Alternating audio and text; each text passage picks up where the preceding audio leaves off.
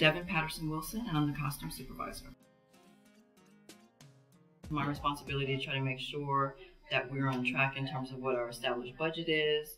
That's usually given, well, that's our established budget. And then I'm also responsible for like hiring crew and making sure that we have enough people to do whatever it is we need to have done within the department. Definitely my laptop. Love Mac. Sorry. It just makes my life just so much easier. There's a program we use in our business called CPlot Pro, which is a budgeting and breakdown program, which is done by a fellow customer named Betty Picio. And she's made my life so much easier by the invention of her program in terms of doing a breakdown, plugging it in, just having everything print out from the character changes to the budget, like and how much we spent in terms of tracking. I mean, it all is just sort of a one-step process.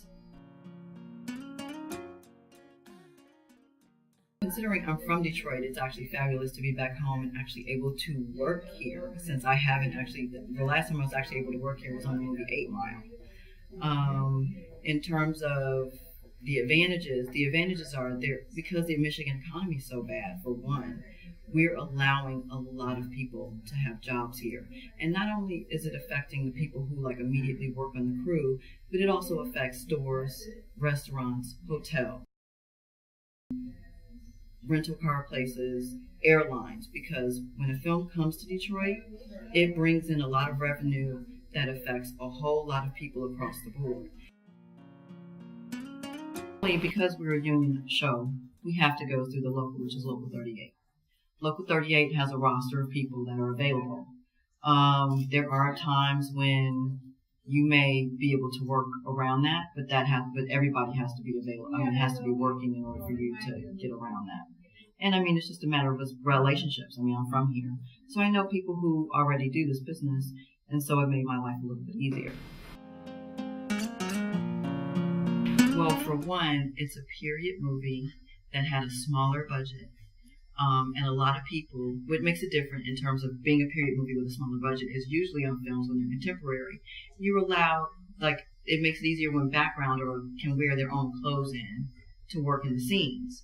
Well, for this movie, we have to outfit almost everybody that's working in the movie because of the period. It's 1968.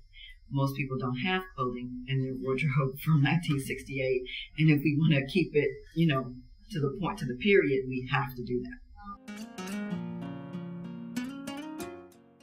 Well, it really depends on what first start you're talking about. If you're talking about my first start as a costume designer, that would be a gentleman named Eric Buzil. If you were talking about my first start as a costume supervisor, that would be a costume designer named Salvador Perez. If you're talking about my first shot as a set costumer, that would be a woman by the name of Gail DeCrassel. I came up through the ranks basically doing non-union work for $50 a day. Didn't matter how long the hours, but $50 a day as a set costumer.